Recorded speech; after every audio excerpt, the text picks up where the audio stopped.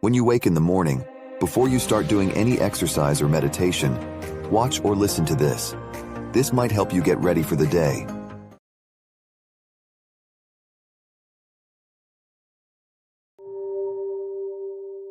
In what you've done with your life thus far, is it giving you what you want?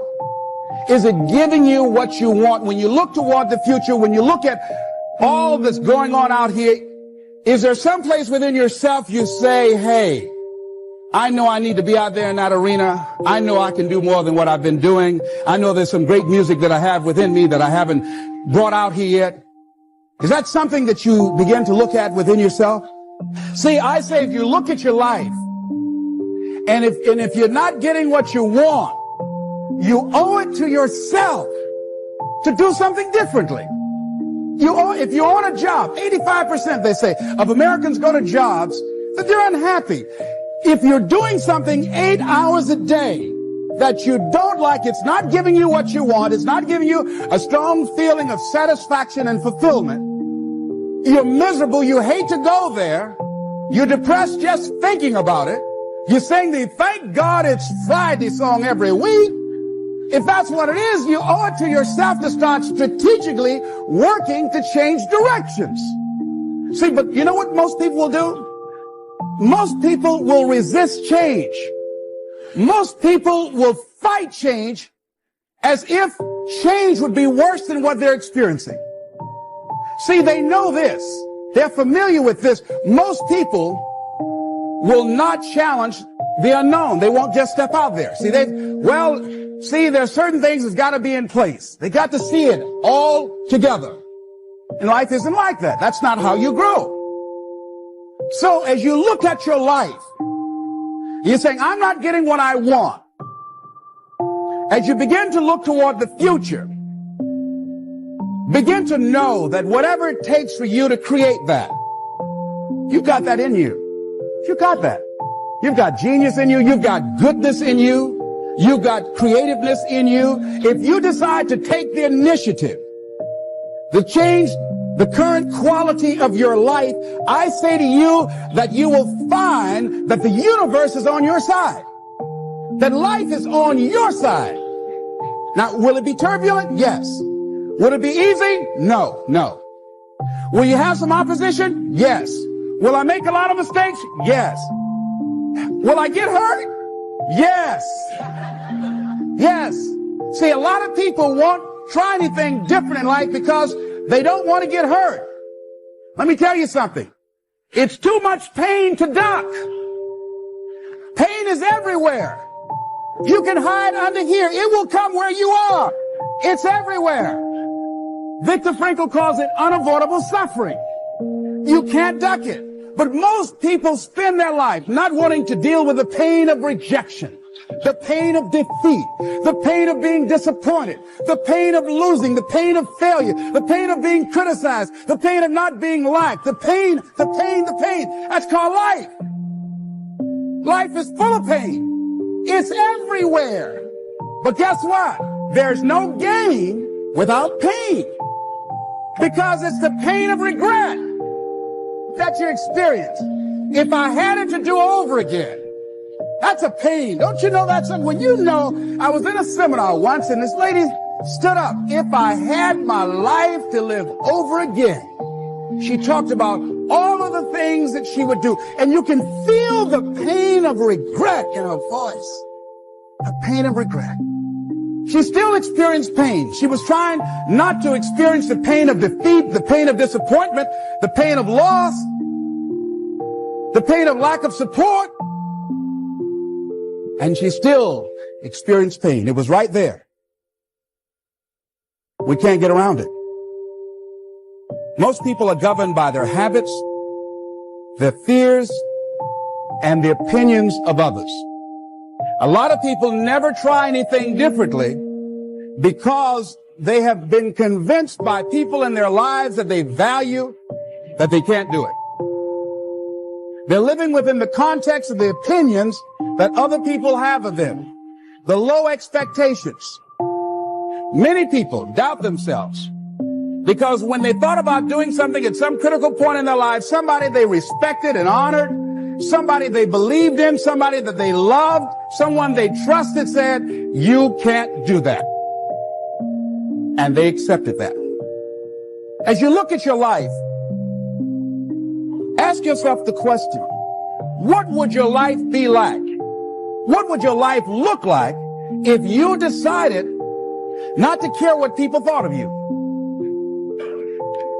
What would your life be like if you decided to give up some of your fears? What would your life be like if you decided to become courageous? What would your life be like? If you decided to act on your dream, if you did what you felt in your heart. You know what courageous means? Tom Ruskin and Randy Reed said, they said that courage comes from a French word which means of the heart. But how does it feel to you? He says it's courage, it takes courage to live. Says most people go through life not allowing themselves to step out because they don't want to let go. They don't want to be blown around. They don't want to be moved. The courage to face life's whirling wind of contradictions. The courage to love yourself. The courage to love. For years, I was afraid to love. The courage to take a chance. The courage to be who you are.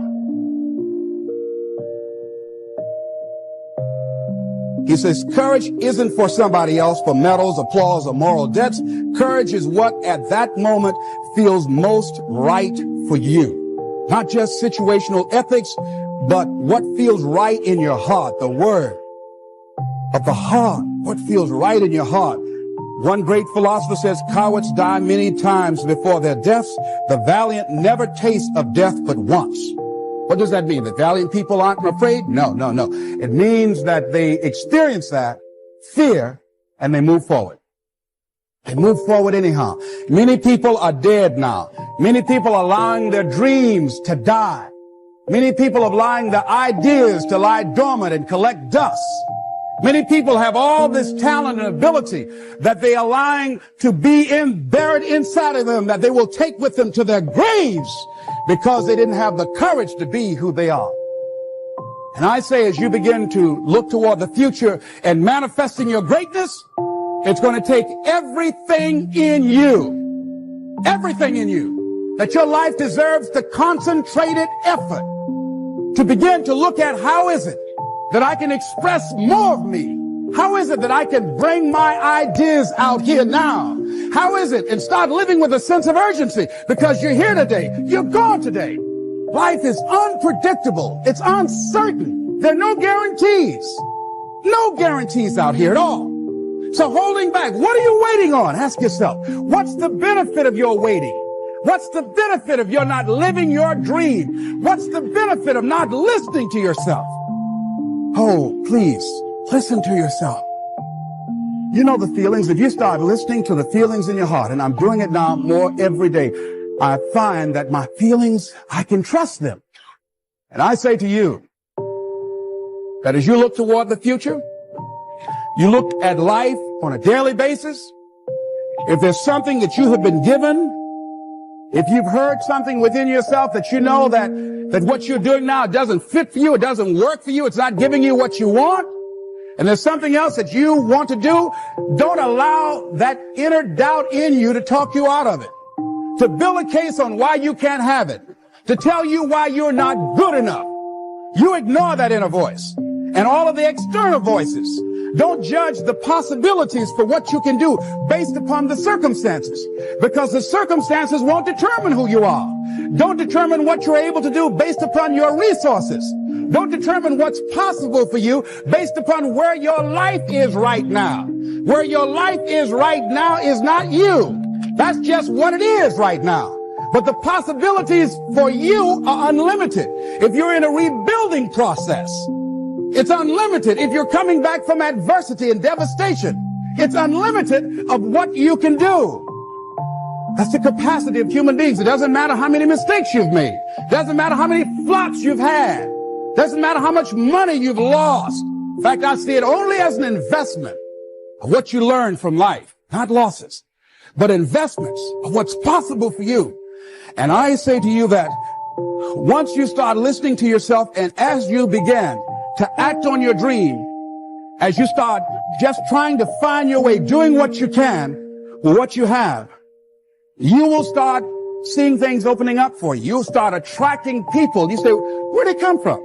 Things will start coming together, clicking for you. You say, whoa, you start brainstorming. Ideas will come out of nowhere as you focus on it. The key to it is to begin to focus on what it is you want to do. Why, Les? Why is that important? Because as you focus on that which you want to do, that which we focus on, that which we give our energy to, it will begin to multiply. It will begin to expand. It will begin to develop your consciousness. And out of that comes your greatness. Out of that comes a commitment. Out of that comes a passion for life. Out of that comes a special power that you have in you that you haven't even called on yet. See, the powers that we have will never reveal themselves if we don't challenge them, if we don't put ourselves in a position where we have to use them. So one of the most important things is reading a book that's a really interesting book called Instant Millionaire, and the guy said, put yourself in a position where you can't retreat, where it's do or die, sink or swim. Here's what you'll find out. You'll develop incredible swimming skills. You'll find yourself stroking unlike you've ever seen before. Through the inspiration of desperation, you'll become more creative than ever before. So what is it? How do we handle that whole piece?